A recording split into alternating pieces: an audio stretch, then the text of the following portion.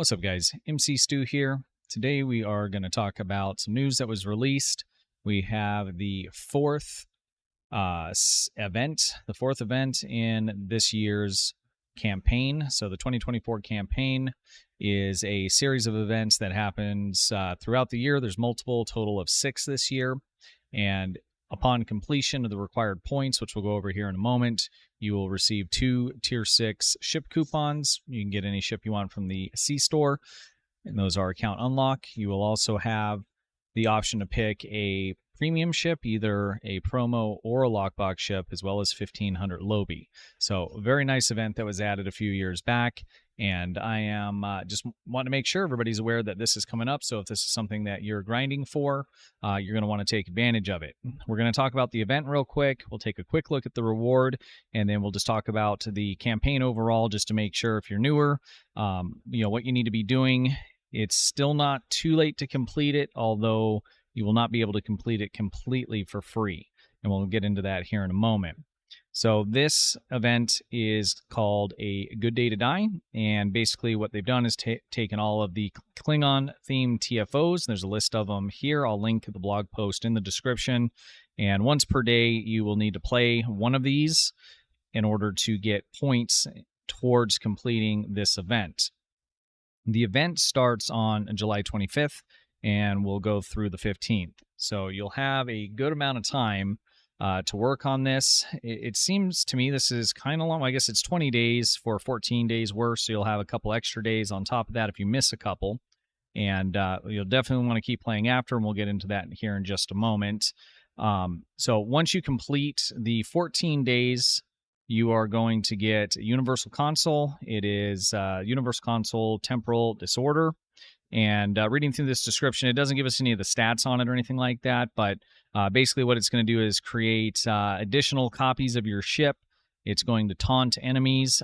Once they expire, they're going to explode and cause, it looks like, some sort of radiation damage that will also hold the enemy. And you can kind of read through this to get a good idea about that. There is no stats or any of that kind of thing breakdown, so we don't know exactly how good it's going to be or how exactly it's going to work, but it's basically what's in the description there.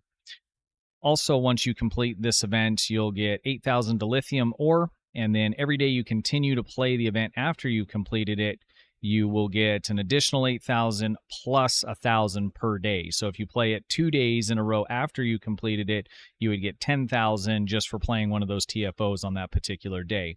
So from that standpoint, it's certainly worth continuing to play. So you can build up quite a bit of dilithium. If you're anything like me, that I can always use more dilithium. So you definitely want to do that.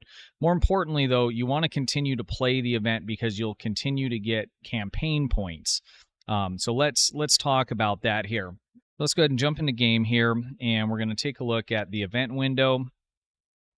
Here is the current campaign window for this year's year-long campaign. So it shows the the rewards that you're going to get and that kind of thing, right? So we've had 3 events so far within the campaign. So every time you participate, you are going to get progress points. For each day that you complete of one of these events, so the one that's coming up, which is the Good Day to Die, every day you're also going to get 50 points towards the campaign. So you're kind of doing 2 things at once. If you're new, and I'm just going to kind of go through it just to make sure you understand. So you'll play, and if I look at like the summer event, for instance, okay, the event will look kind of like this, but it'll be 14 days, and you'll have progress, and you'll get 1 progress point per day in order to complete the event. After the 14 days, you'll be able to claim the reward, okay? But each day that you're doing that and getting that 1 point, you're also getting 50 points towards the event campaign. Once you complete the event, so let's say you play every single day when the event starts, 14 days in, you've completed it. If you continue to do that, so that would give you 700 points for your event campaign. If you continue to play the event, you get that extra dilithium, but you'll also continue to earn the 50 points per day. That's why I am at 3,150 points, and there's only been 3 events that required 14 days each. So if I only played the 14 days, I would have 2,100 instead of 1,050 more than that, because what I did is I continued to play each of these events while they were live, even after I completed them. So once I complete, or once I get through enough days in this event, I'll actually be able to complete the rest of the campaign just by playing every single day of each of these individual events until they were until the event was over, and that's how I've been able. I think I've missed one day in one of them, so I will be able to complete this entire campaign for the year in this event that's going to be starting here on the 25th. So with that being said, we're basically about to, we're about in the middle of this event. So if you're brand new coming into the game and you play every day in all three of these, you're still going to be a little bit shy. You're going to be at 31, 50, or 32 if you play every single one. Now, if you didn't play the events prior, yours should have a buyout button where you can go back and buy it out.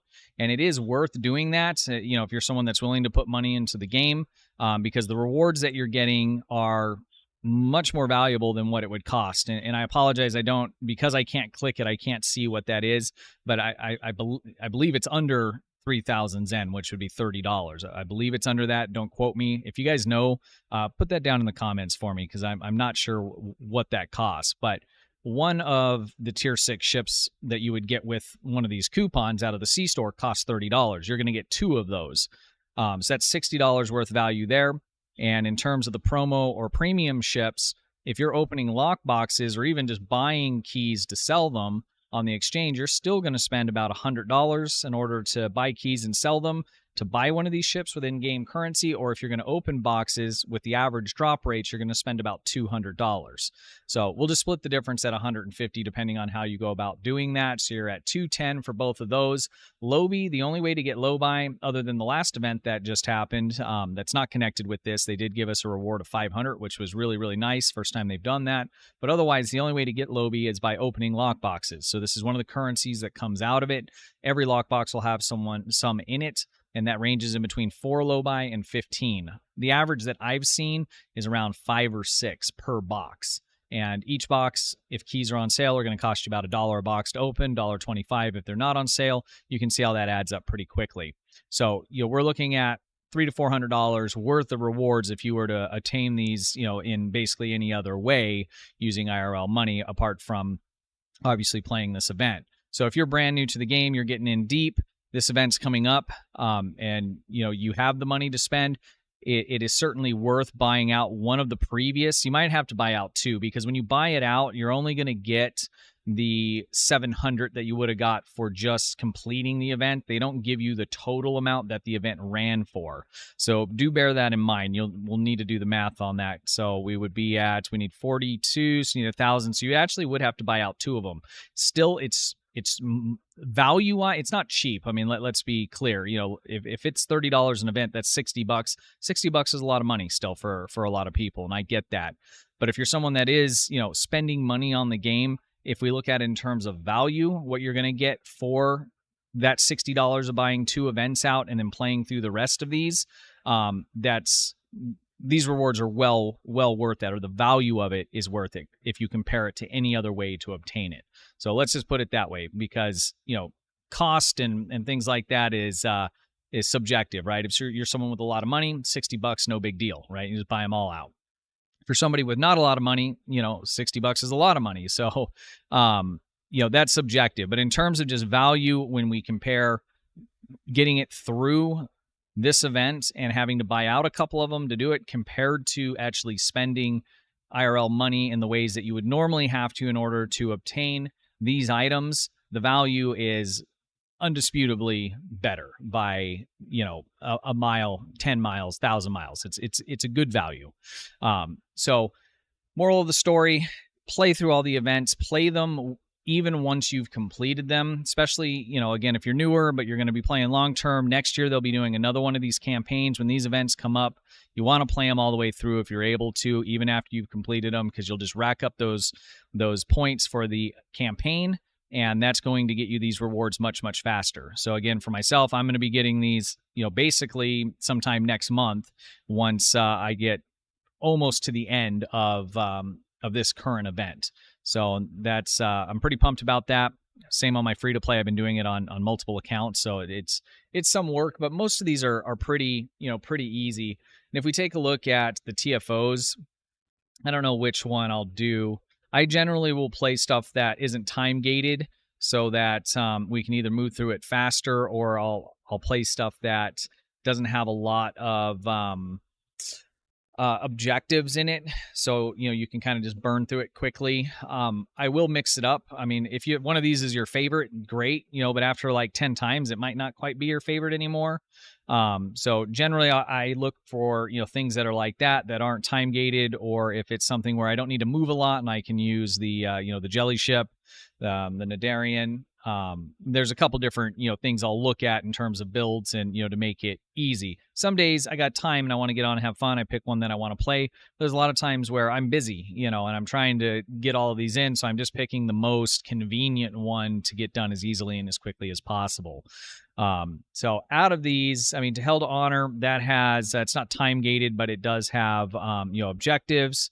Battle of Binary Stars, that one is time gated, but these are going to be on normal modes. There is no, fail or objectives that you must do. So it'll just, if you went into the center with a Nadarian, you could be contributing to the team, healing everybody, and, not having to do a lot there. And it's about a 10-minute TFO. So it's probably what I'll do mostly.